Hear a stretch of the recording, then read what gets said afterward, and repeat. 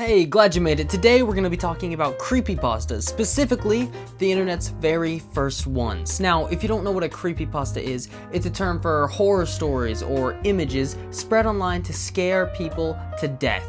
In this video, we're going to be talking about Ted the Caver, the Rake,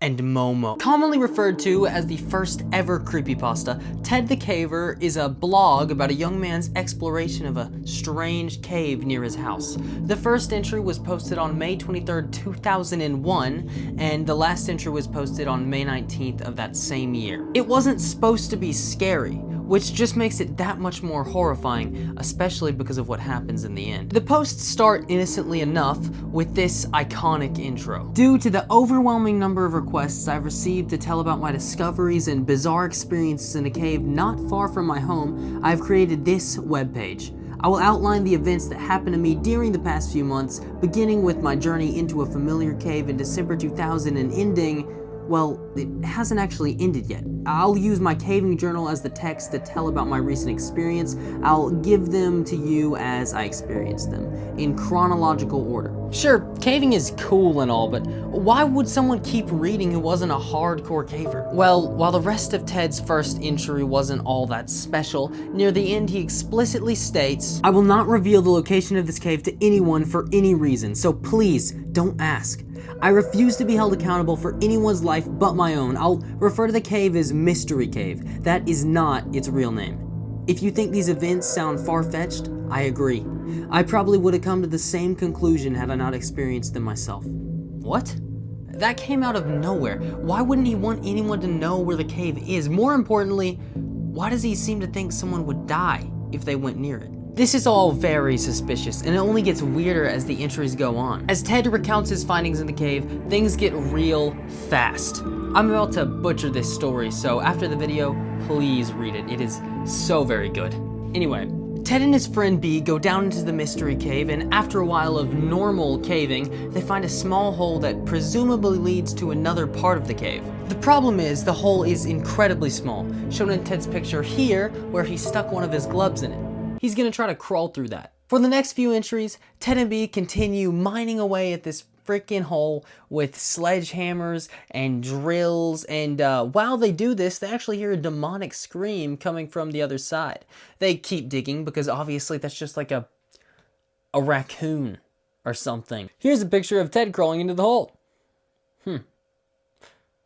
Remind me to never go caving. After Ted somehow makes it through that passageway, he finds himself in a large catacomb of rooms where he has a close call with something roaring and screaming as it chases Ted and B frantically out of the cave.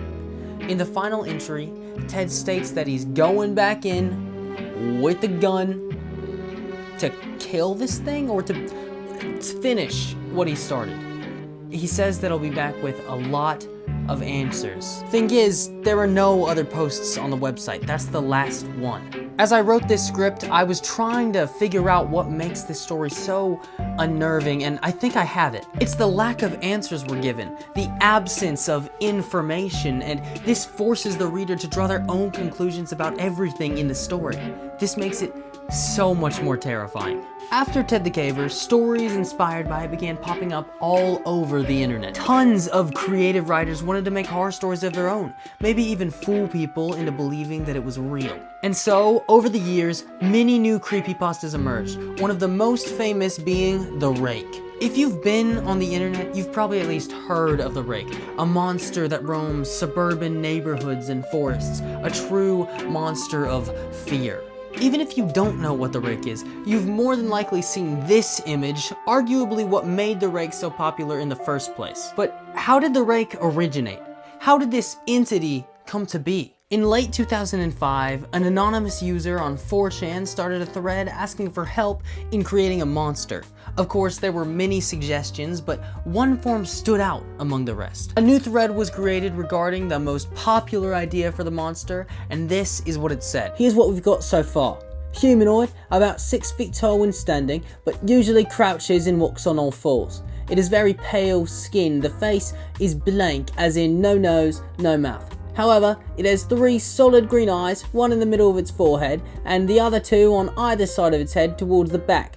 Usually it's seen in front yards in suburban areas. It usually just watches the observer, but will stand up and attack if approached. When it attacks, a mouth opens up as if a hinged skull that opens on the chin, reveals many tiny but dull teeth. After a few revisions to this idea, the 3 green eyes were changed to 2 large black ones, and it was given a proper mouth, though it could still unhinge. So it's pretty similar, but you know, it's the Rake now. After the animal was created, it slowly began to gain traction all over the internet, many people posting about it on websites like LiveJournal and Reddit.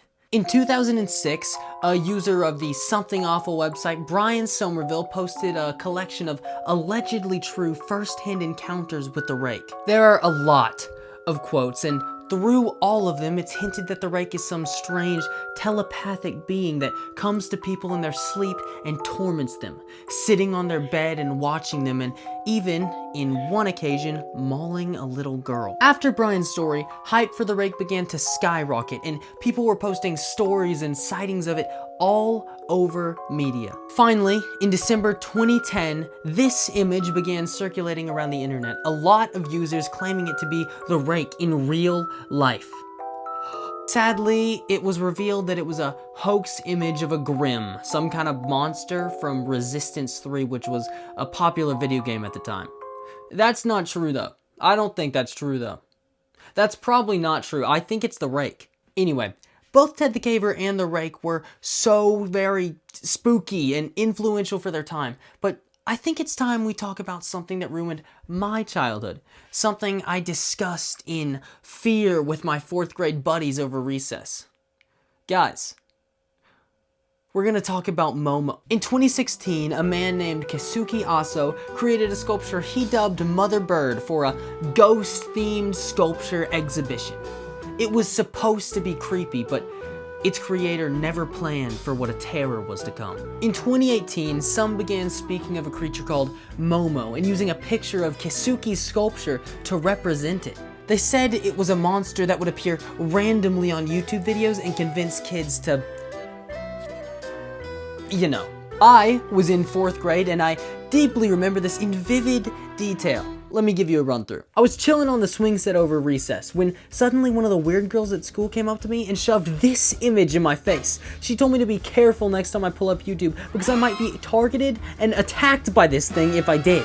She also said that Momo could call me and find me that way. Now, you can imagine the terror I experienced once I heard about this. I was only in 4th grade, and hearing from what I thought was a reliable source about Momo, I didn't open YouTube for 2 months. In fact, no one at my school did, because after I warned all my friends about Momo, they told theirs, and so the entirety of my school lived in a constant state of horror for a good while.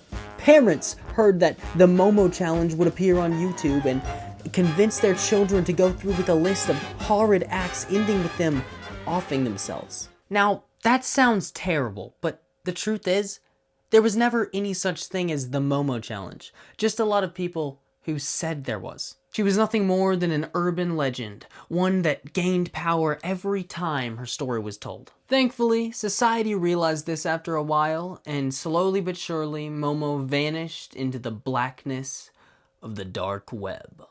Well, not the dark web, but you get what I was saying there. Keisuke Aso even destroyed the sculpture completely, save for one eye.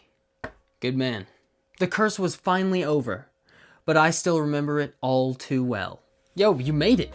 Thank you so much for watching. I hope you enjoyed the video. I can't believe I was able to put this together in 1 week, but now that I know it's possible, I'm gonna keep doing this, keep posting weekly, and hopefully I'll get better with each video. See ya. Bye!